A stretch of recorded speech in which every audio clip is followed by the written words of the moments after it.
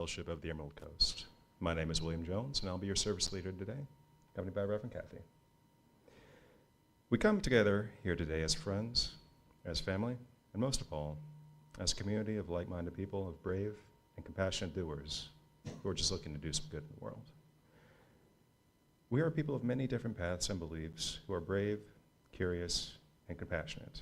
And while diverse in age, ethnicity, and gender, we share the same values, centered on love and acceptance of all. Our goal is to open minds, inspire spiritual growth, and ignite a passion for social justice in the world. If you're visiting us today, you've discovered a community of friendly and fallible humans who, as always, welcome you here. All of us were visitors at one point, but we found friends and opportunities for spiritual growth and justice work here among our community. If you're visiting us today, please fill out a card at the front door so we can connect with you and hopefully see you again. In your order of service today, you'll find a description of our upcoming services as well as various announcements. And we usually have something called Second Hour each week, but this Sunday is a little different for those of you who've been here for a while. Immediately following our service, we'll hold our annual budget meeting for the 2026 to 2027 budget year. But don't worry, there'll still be snacks. And following our budget meeting, I'm happy to say that we will be having an ice cream social in lieu of Second Hour. So we hope you all enjoy some nice cold treats on this temperamental Florida spring day. And as for our announcements, this Saturday, May 2nd, we will be having the celebration of Edward Charles Farley's life. We hope you come to meet us and celebrate our good friend. And also on May 3rd, for our Second Hour, we will be holding a service leader training. It's really fun and rewarding, and you can learn all the tips and tricks to be a service leader just like myself. And for Friday, May 1st, we will be hosting our local May Day event as part of the National Indivisible campaign. And if you'd like to be part of the local chapter that brings out our banner, please reach out to our social justice co-chair, Jane, and register if possible because it helps with safety and preparations. And finally, for my announcements, our local Cups chapter, the Cypress Grove, will be hosting our annual Beltane ritual on May 9th at 7:30. Bring a dish for our potluck and wear something that makes you feel magical. And I'll open the floor to any other announcements.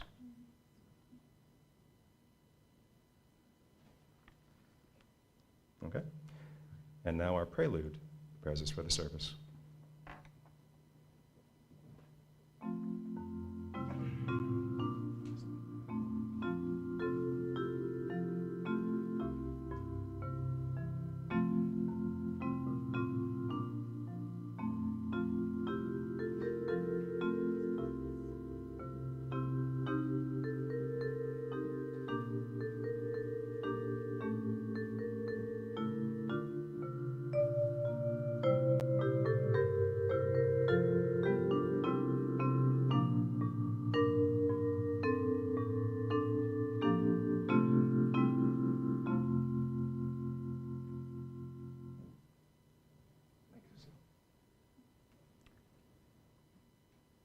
Let's see who's here today. Alex will light our chalice today.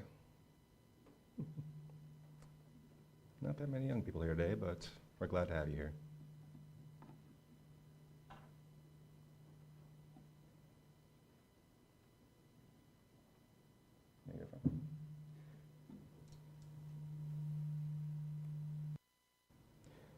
In the words of Andrew Bakula, let there be a light. The light of joy, the light of happiness, and the light of contentment. May it illuminate our paths and fill our lives with peace. And let there be dark. For it is from our dark places that we are brought forward, tried and tested, and impelled towards growth. It is in these places that we realize compassion and learn to love. And there was a day, and there was a night, and there was joy, and there was sorrow. And it was good. Our opening hymn for today is number 34 in your gray hymnal, Though I May Speak with the Bravest Fire.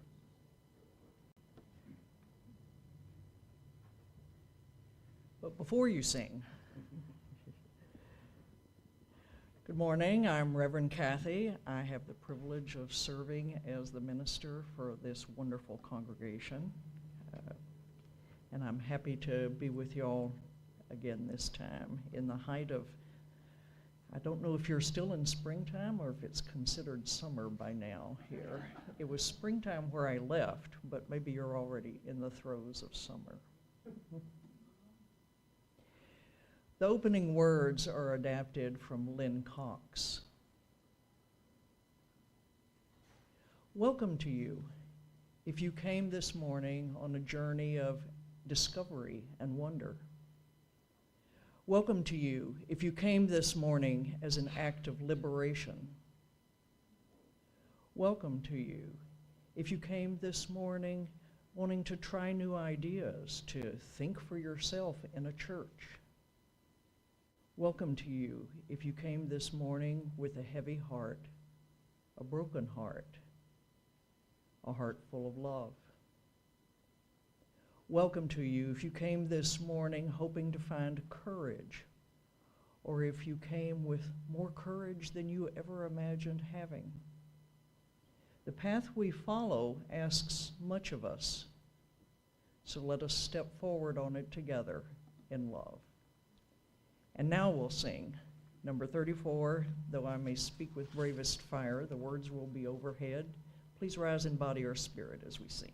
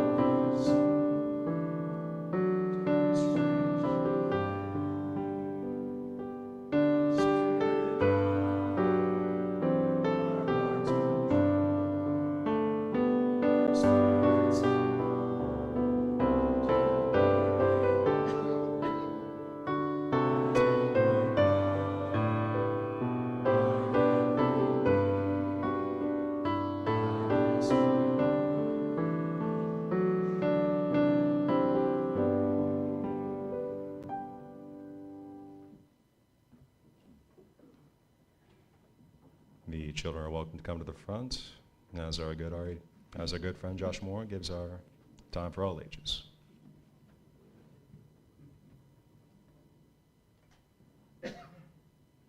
Check. Hello.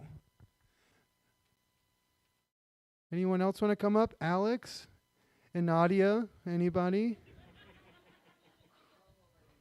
I would appreciate it because I'm going to ask y'all a question or two. Thank y'all. It's good to see you. So our story today is called Cleaning Our Clothes Closets by Martha Dallas. So who here has to go through their clothes sometimes? Yeah. Every year or so, maybe. Maybe you don't, but maybe you should. Maybe it's something your parents have asked you to do. Hey, go through your clothes and we need to get rid of some stuff. Have you ever had to do that? Yeah. So why do you do this? So what do you think is going on? What usually happens when you're asked to look through your clothes? We're usually growing out of our old clothes, so they no longer fit us. What's another reason you might change clothes? Different style, and mostly because it's not what makes me feel me. Wow, yeah. doesn't make you feel you anymore? I think that's a really good question. What do you think? If we keep on wearing the same clothes, we'll be very, very stinky. What do you think? Why do we get rid of our clothes? You want to? I agree with Julian. Oh, you agree with Julian? Yeah. Oh, here. Running out of closet space. Oh my goodness. That's my problem too. I have a drawer or 3 that's over full. So let's see here. Oh yeah. So does anybody know? And I know out there maybe you know, but does anyone know how old this church is? This congregation? You know how old? I'm gonna guess, but like 60 years. That's really close. 70 years? You know what? It's basically 70 years. Isn't it 68 years, I think? Yeah. So 1958 is the year that, yeah. Isn't that incredible? And you know what? Our larger denomination is older than that too. If you consider the the combination of our congregations, it isn't. But our Unitarian side goes back a few hundred years, and our Universalist side goes back hundreds of years too. And so think about those people, maybe in 1958, let's say. What do you think they had in their closets? Do you think it was like the clothes you're wearing right now? I think they had suits. Oh, yeah, they had suits. What do you think? What were people wearing back then? Men were wearing suits. Women would be wearing like dresses, and like, if I'm remembering correctly, a lot of the time women would be wearing a certain type of dress,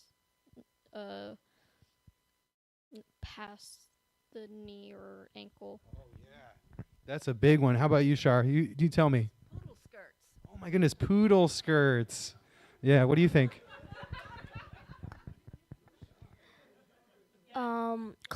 Clothes that are better, well made, and last longer. Oh man. This kid, you know what we talk about in our house, so. What do you think? What were people wearing back in 1958? Old timey clothes. Weren't they? I hope all of y'all who were there for 1958 feel very old right now. Because you're old timey now. You know, those people came to Unitarian Universalist Fellowship of the Emerald Coast, or what it was called then, and they heard sermons like the ones we hear here. They prayed prayers maybe and read readings together. They sang hymns and taught their children what they felt was important. The things they believed, their ideas, are kind of like clothes in our closet. Like with our clothes, we need to look at our beliefs every so often and ask ourselves, does this still fit me? Does this stink, as Shua said? Perhaps they're too worn out to wear in public anymore. Maybe there's something we borrowed from someone else that we never really used anyway. We want our beliefs to reflect who we really are on the inside, as you said, Alex. So we keep the ones that fit, that still work, and still have meaning for us when we wear them. But like our clothes, we want our beliefs to change a little, to change with us as we grow and change, so that they always remain true to who we are.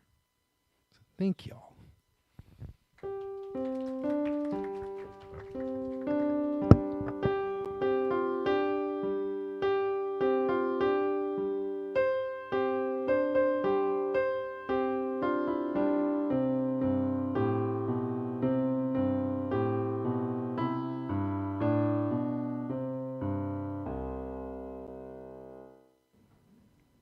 Now is the time for the sharing of joys and concerns.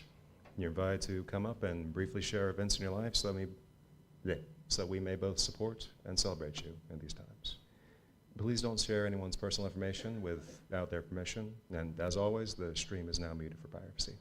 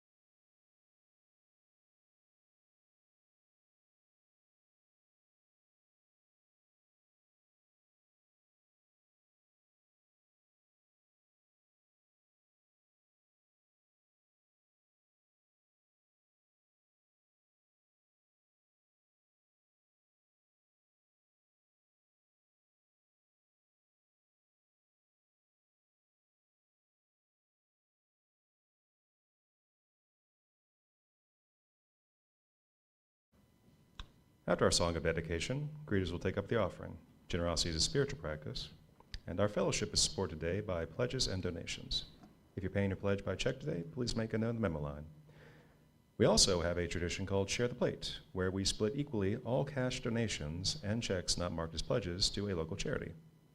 Local in this case being the UUA's Share the Plate, the UUA's Side with Love campaign. If you don't know, Side with Love is the UUA's social justice organizing and strategy team, which it helps the UUs respond to injustice and to build a better world where everyone can thrive. Recently, as you know, Side with Love has been very engaged in response to the ICE actions in Minnesota, which still continue. They're a great help to our very own social justice team as well, and your donations are welcome.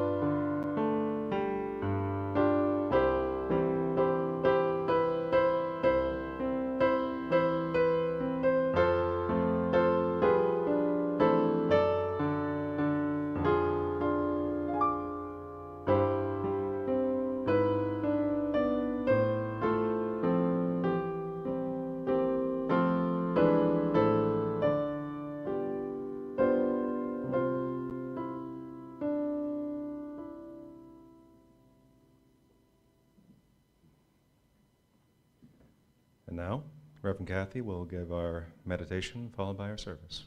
Reverend?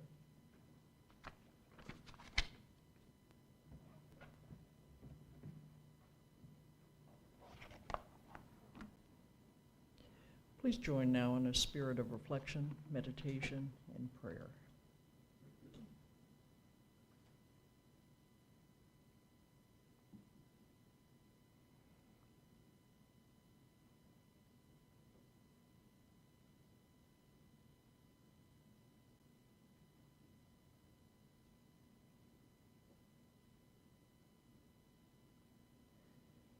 Spirit of all times, all seasons, all places,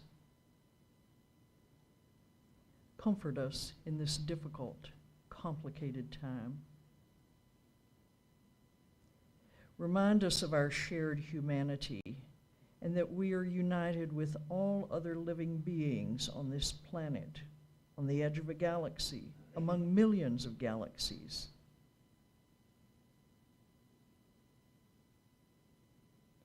Empower us to love our neighbors, including those who do not love us.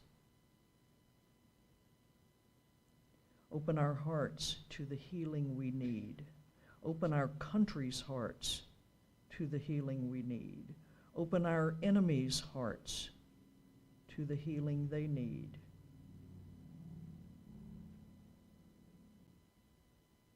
May we be so much more than our worst thoughts. May we be the love we proclaim we are. Amen.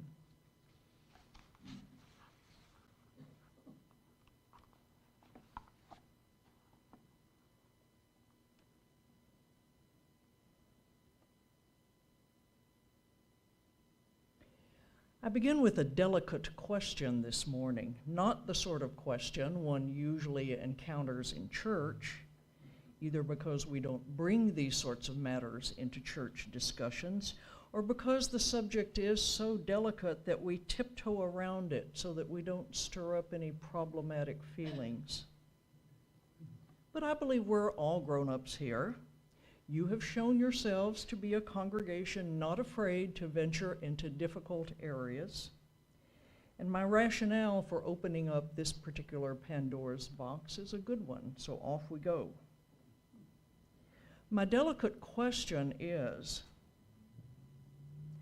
what part of your appearance would you most like to change if you could do so? Another way of asking the question might be, how would you like to look different? Or still another approach might be, what aspect of your body has forever been a source of exasperation to you?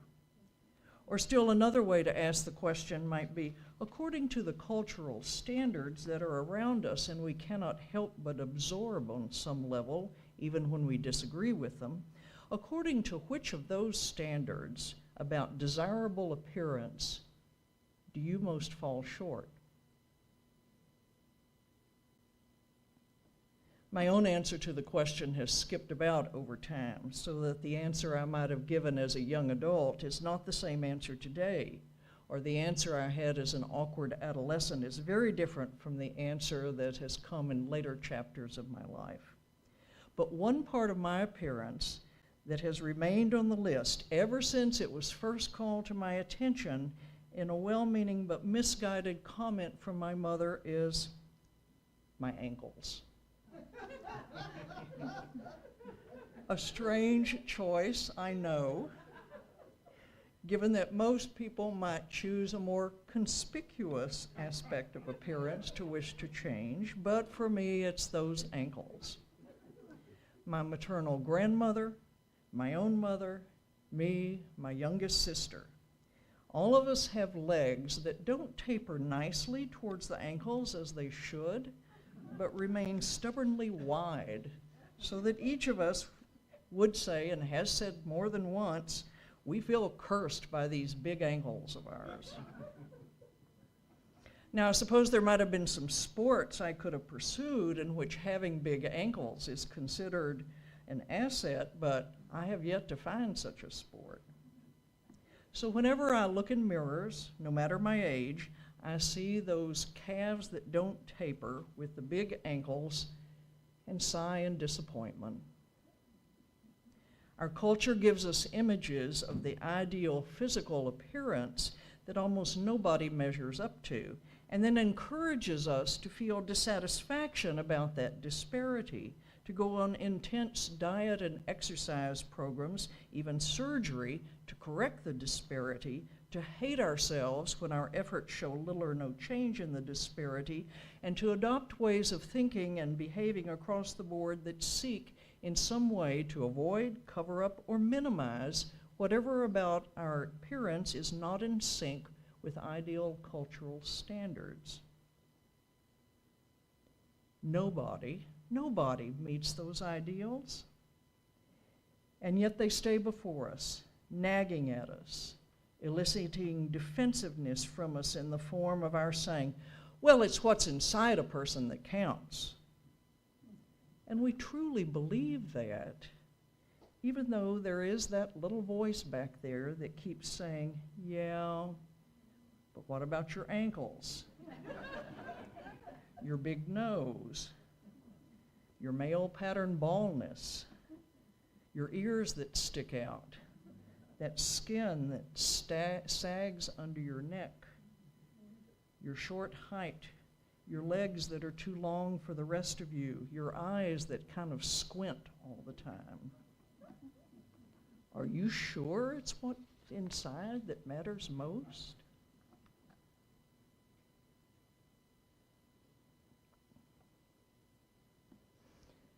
Ideals of any sort can be useful or destructive, depending on how they are employed. Because religious traditions particularly work in the realm of ideals, understanding what those ideals truly mean and how they are to be translated into belief and behavior is crucial for ensuring that the ideals do more good than harm. One of the features of Unitarian Universalism that I've often appreciated is our usual resistance to idealistic patterns. Oh, we certainly have our own ideals, and those get into play around church life. A congregational meeting like we're having today after the service is one place where you can see the ideals of a particular congregation in work, reflected in how we spend our money. But in theory, at least, and often in practice, we don't go for ideals. We prefer to work things out as we move along, to be willing to be in process about just about everything.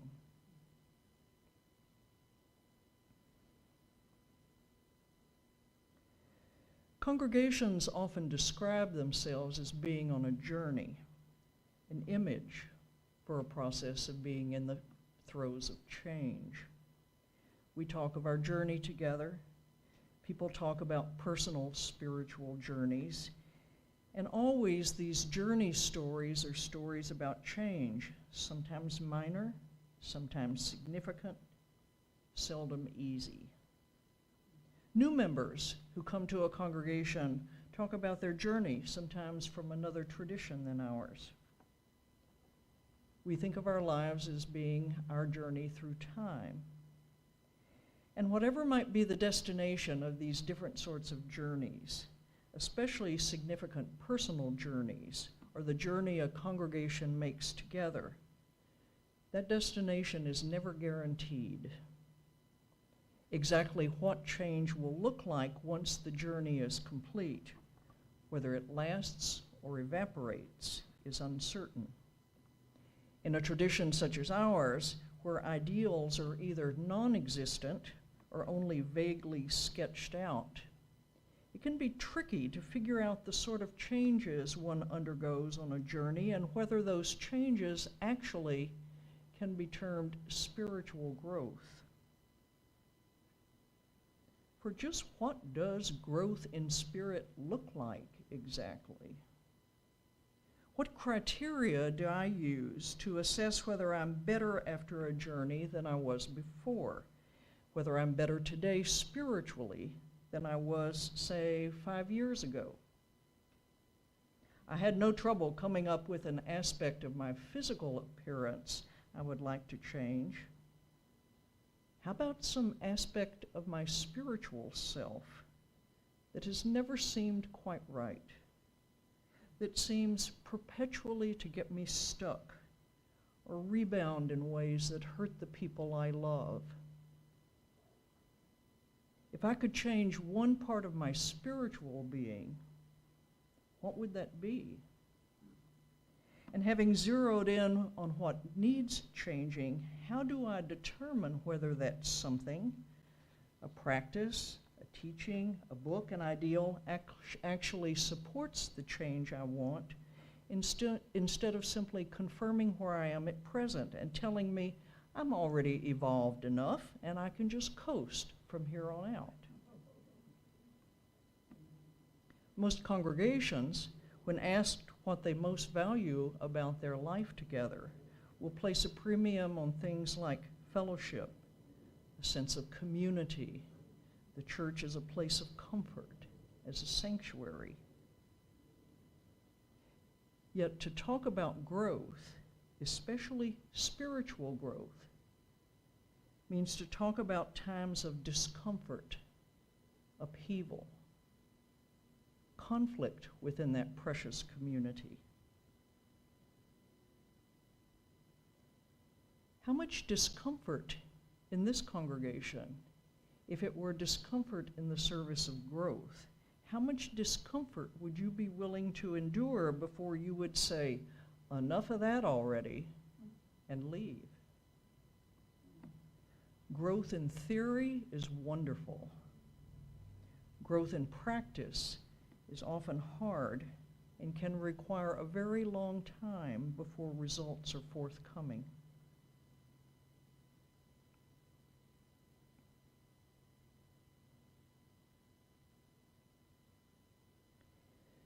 Churches of all kinds have mostly done a lousy job of providing their members with tools for spiritual growth, which is ironic since you might expect churches to be experts on the subject. I grew up in a traditional Christian church that talked endlessly about the need for salvation, but other than saying things like, take Jesus as your personal Savior, never once clarified just what that process would look like or feel like. That same church also talked endlessly about prayer, but beyond having us memorize the Lord's Prayer, did not ever say just how one went about that thing called prayer, how you'd know if you were doing it right or what results would come from it. Oh, we were promised answers to prayer, but in the next breath we heard that we would probably misunderstand those answers because God works in mysterious ways, or we would not receive the answers we hoped for because we were sinful. All of which frustrated me endlessly until I left that particular kind of church, never to return, and went on a years-long journey through a whole array of churches, also spending time in temples and Buddhist sanghas and Hindu gatherings, until I eventually settled into a Unitarian Universalist congregation where again I heard myself encouraged to grow spiritually, but was given no pointers on how to do that. By then, however, that absence of instruction no longer bothered me since I had picked up some good tools along the way, had learned some meditation and prayer practices, had studied a variety of spiritual texts, and had begun to shape my own sense of what spiritual growth would look like. I'd found methods that worked for me, that made sense to me. And right there you hear my personal criteria for spiritual growth and practice. It has to fit with some kind of inner template I carry, composed of meaningful structure, clarity of teaching, and in sync with the kind of temperament I have, the sorts of patterns that appeal to me, which is all another way of saying that spiritual growth, I know it when I see it.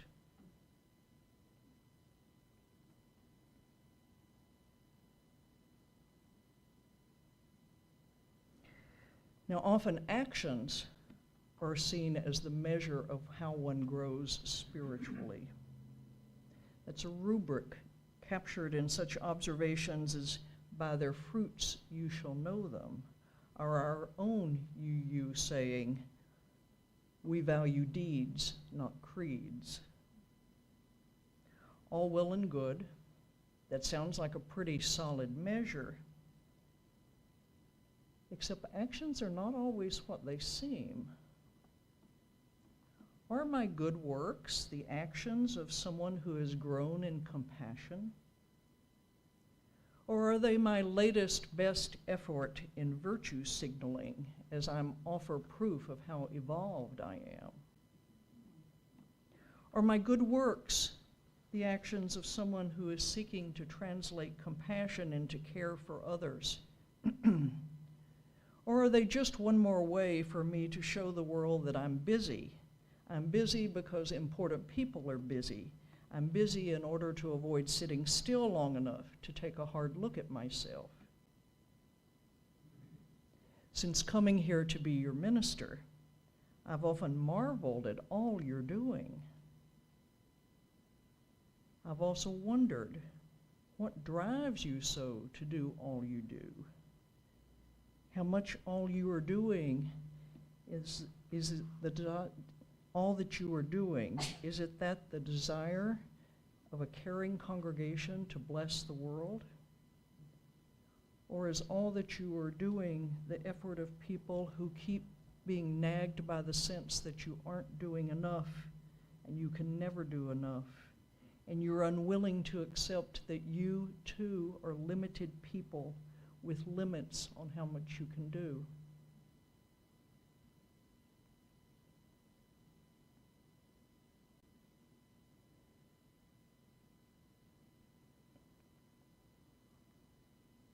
The question that still nags at me, in much the same way as my ankles nag me, is this. How likely is growth to happen if I only look for it in places and people that align with the values I already carry? That is, where does anything new come when my criteria for growth means I'm selecting teachers and ministers and methods and congregations from a place of familiarity? Always we want to be with like-minded people. How much do we grow when we're surrounded by people much like us?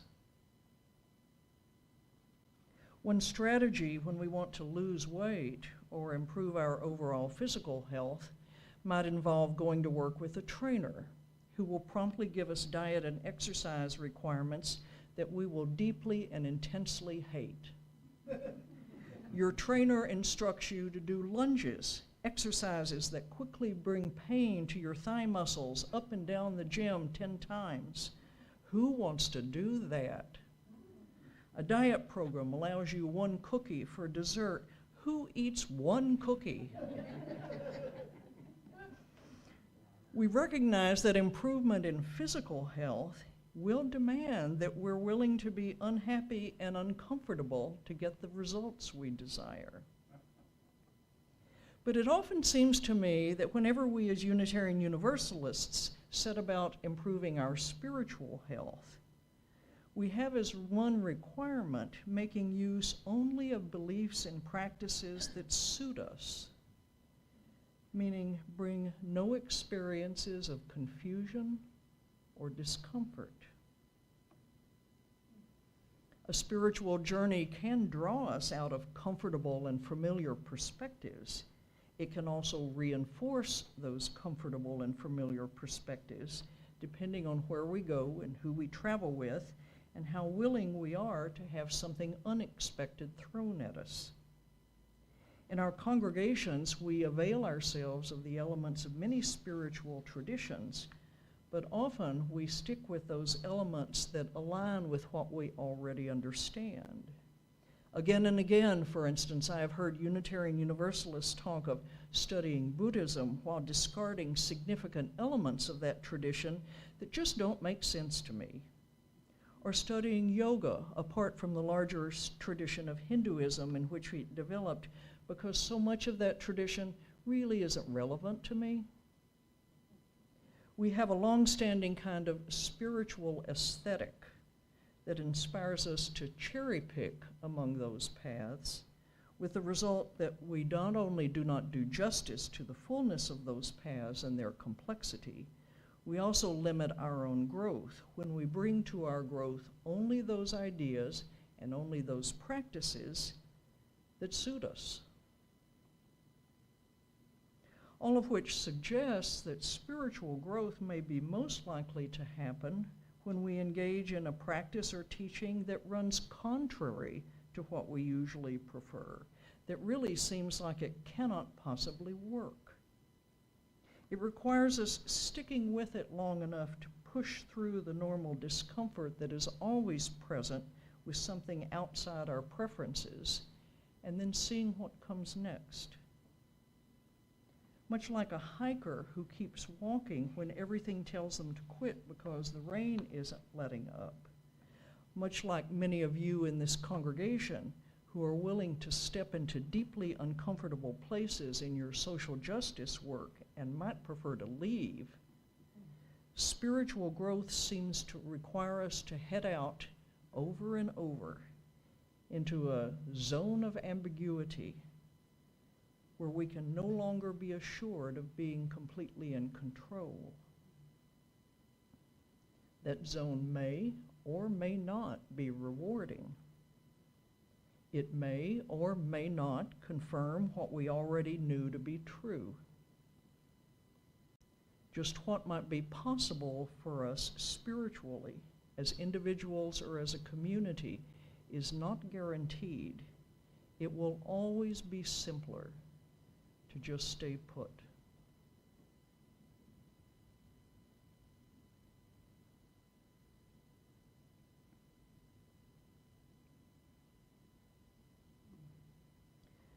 Once upon a time, violinist Itzhak Perelman came on stage for a concert at Lincoln Center in New York City.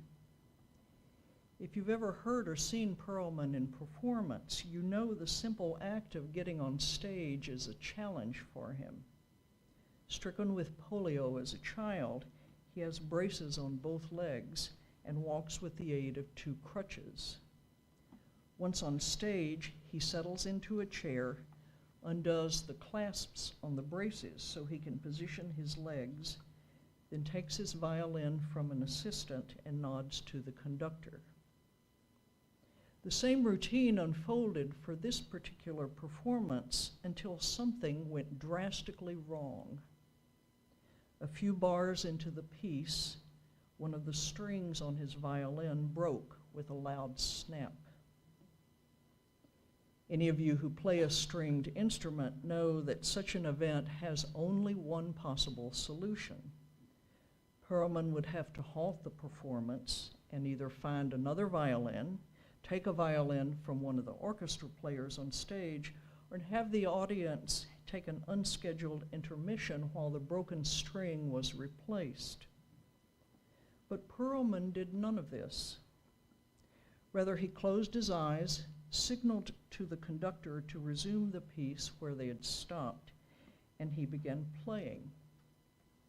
It should be impossible to play a concerto without the soloist having a full set of strings. That's just how things work. Perelman, however, has often refused to acknowledge just how things work, and he did it again that night. You could almost see him modulating, changing, recomposing the piece in his head. At times it even sounded as though he was retuning the strings to get new sounds from them that they had never made before. The piece continued with all the passion and power it could ever have. Perelman finished. Silence held for a moment. Then the audience rose to their feet, cheering.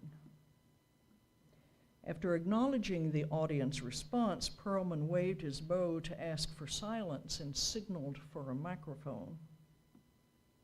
Wiping the sweat from his forehead, he said quietly, "You know, sometimes it's the artist's task to find how much music you can still make with what you have left."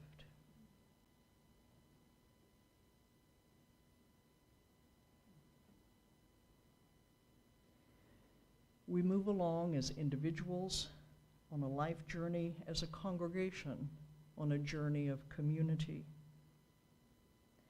Around the next bend, there will inevitably be a change in circumstances, a broken string, a minister who leaves.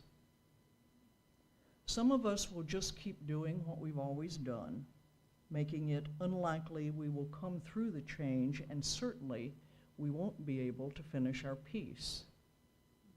Some of us will try to find another way that avoids having to make any changes, but that will take quite a lot of time and may ultimately lead not to a way around, but just delaying the inevitable. Most, maybe all of us, will stand there wondering, what do we do next? Do we have enough resources and creativity to accommodate a change?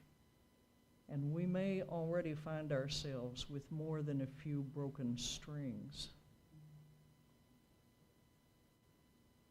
So can we trust one another enough to start walking forward together and believe that somehow all of us together, working together with faith in one another, in our own capacities, faith in the mystery that comes to provide the grace of unexpected support.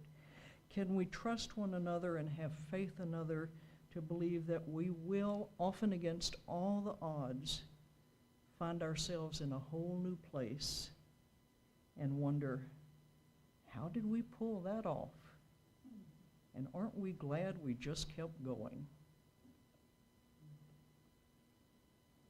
May it be so. Amen.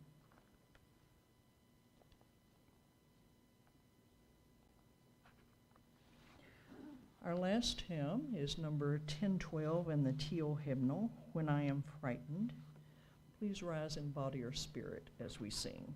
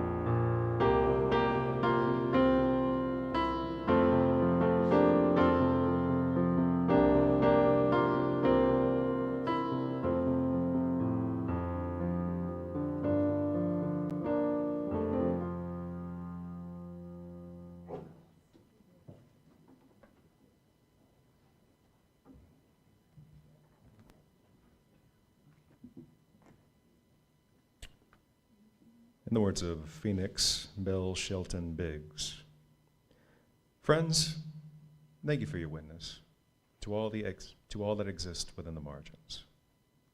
Thank you for your commitment to hold yourselves and one another in great and steadfast love. Moving forward from this space, may we continue to nurture spiritual growth. May we continue to travel along the winding pathways of healing from whatever brokenness we individually and collectively hold, knowing that we do not journey on this path alone. Thank you.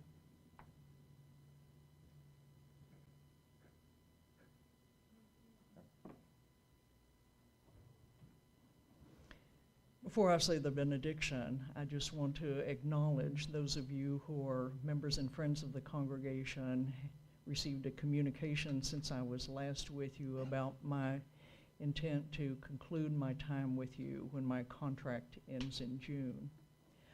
I want to be sure you understand, because congregations often receive that news feeling like something was wrong, that something was wrong with the congregation or in the congregation's relationship with the minister, and that's how the minister is leaving.